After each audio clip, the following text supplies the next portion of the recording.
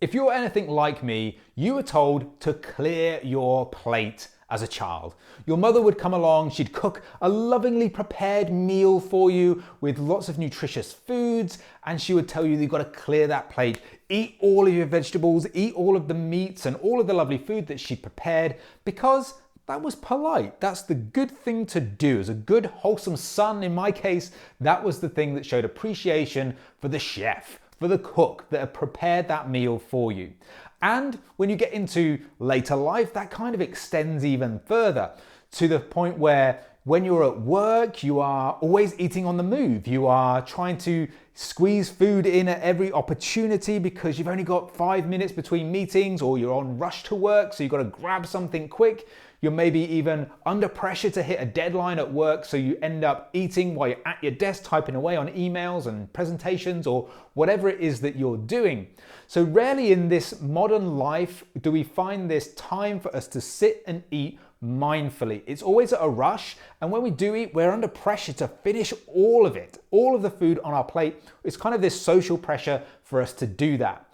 But when it comes to trying to change the way that you think about food and maybe trying to be more mindful so that you can feel a bit more relaxed when it comes to food, and you not feel like you're overeating all the time, and you're not really in this habit compulsion that you feel like you have to keep eating at certain times, or when you do sit down to eat, you've got to keep eating. That's kind of the pressure that many of us feel. So this episode of the show is all about trying to give you 9 tips to help you transition from that sort of thought process to a more mindful way of approaching your nutrition.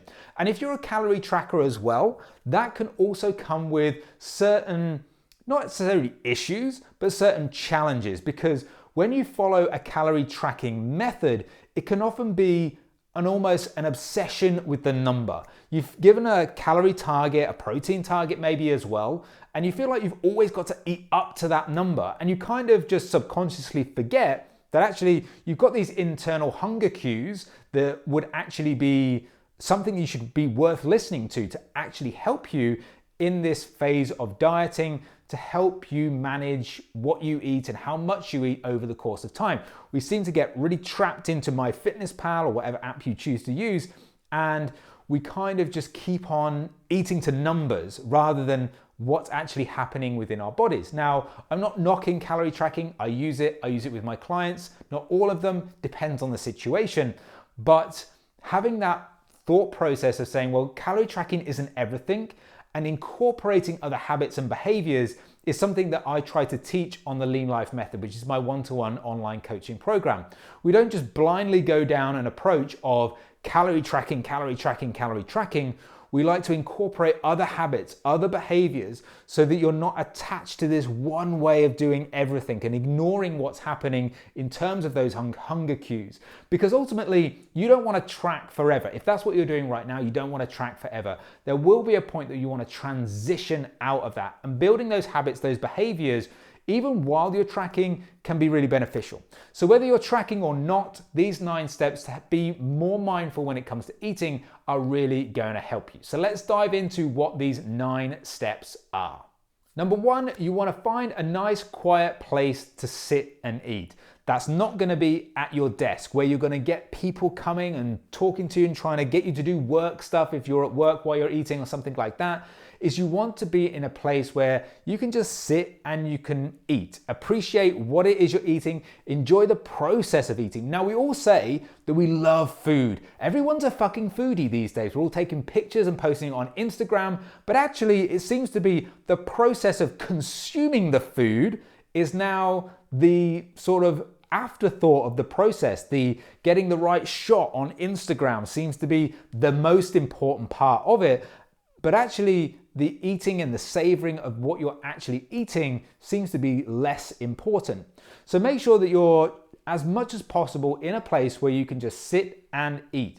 Now, in a lot of cases, if this is at home, try to create it in a place where that's all you do. So don't necessarily sit in front of the TV and watch and eat as you go. That's not necessarily what you want to do. If you can sit at a dinner table where there's nothing else that you usually do there but eat, that's often the best place to do it. So number 1, find a nice quiet place to sit and eat.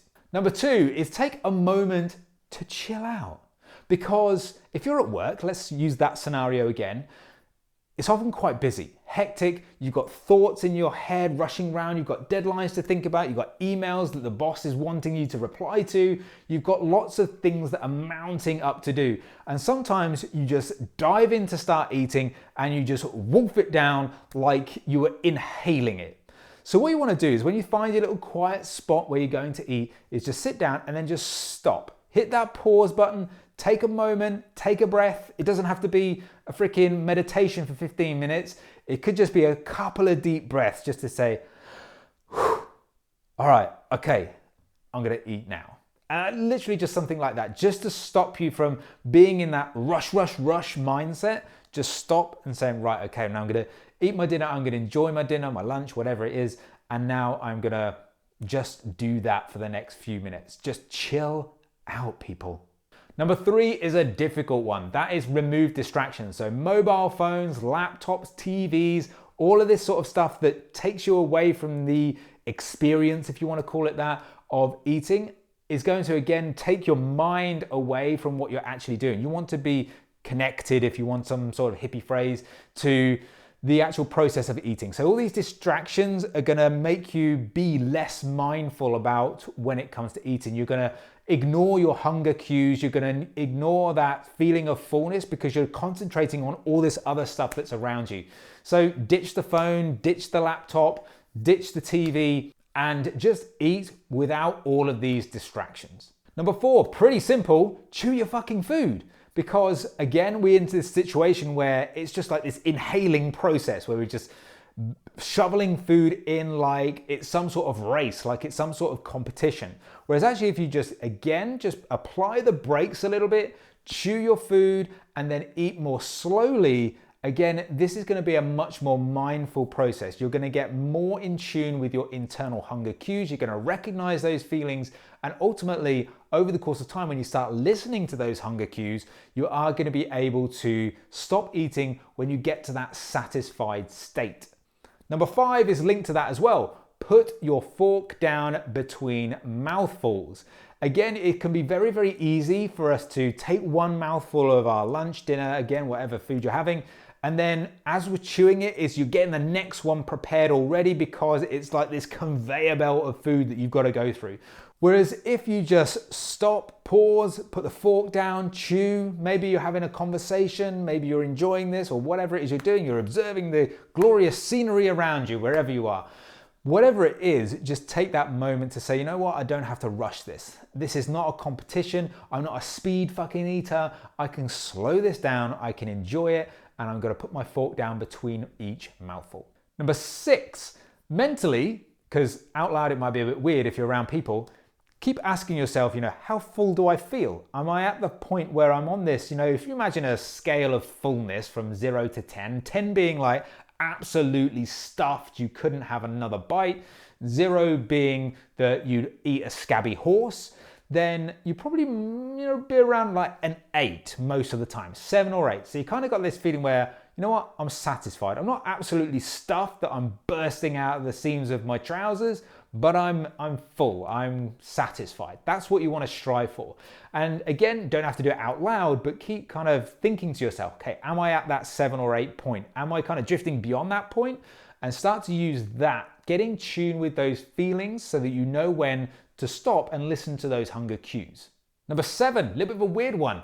Utilize all of the utensils around you. Now this means that, if you're like me, I'm someone who grabs a fork and that does every single part of the eating process. So whether that's cutting something, I'm there jabbing it with the side of the knife because I'm too lazy to pick up the knife. Whereas actually, if you use your knife and fork, use a spoon where it's appropriate, again, you're more connected to the eating process, and that's going to help you be more mindful. It's going to take you maybe a little bit longer to eat the food, which is probably a good thing. You're not going to get into this shovel things in as quickly as possible type of mentality. You're going to take your time, you're going to cut the food up, you're going to chew the food, go through all of these processes to make the, let's call it the ritual of eating, a little bit more mindful. And the last 2 steps are probably things that you want to do before you actually get to the point of eating.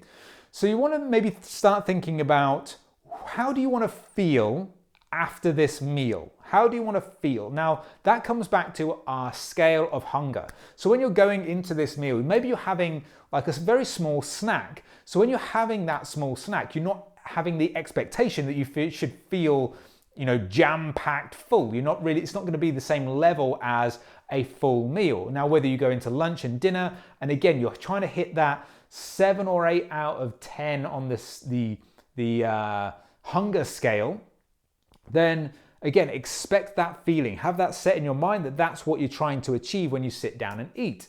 And then the final point, number 9, is maybe ask yourself, are you really hungry right now? Eating at certain times of day and in a regular meal pattern can be quite good in terms of getting habits in terms of how you're eating, how much you're eating. Getting in that rhythm can be quite a good way of managing calories without tracking and things like that.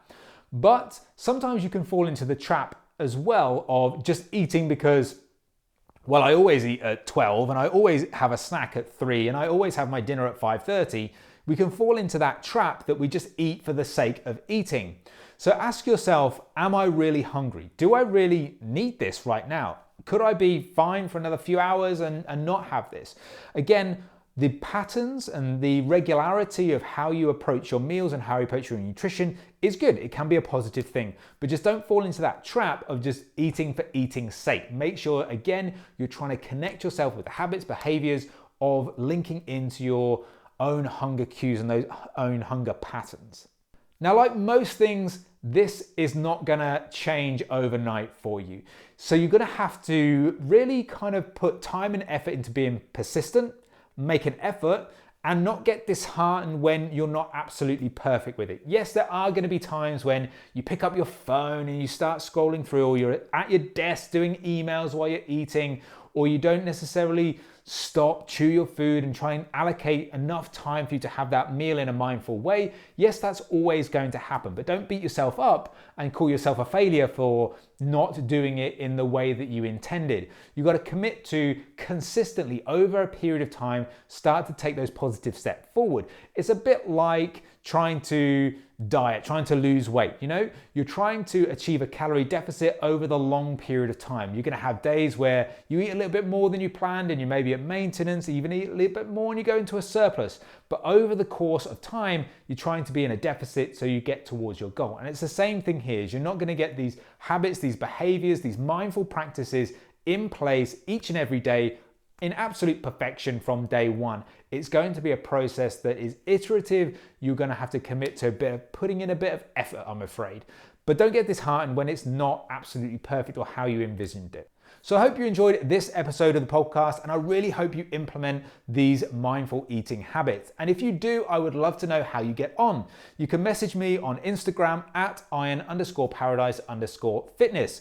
And if you're watching on YouTube, don't forget to like and subscribe. You can also drop a comment below if you've got any questions.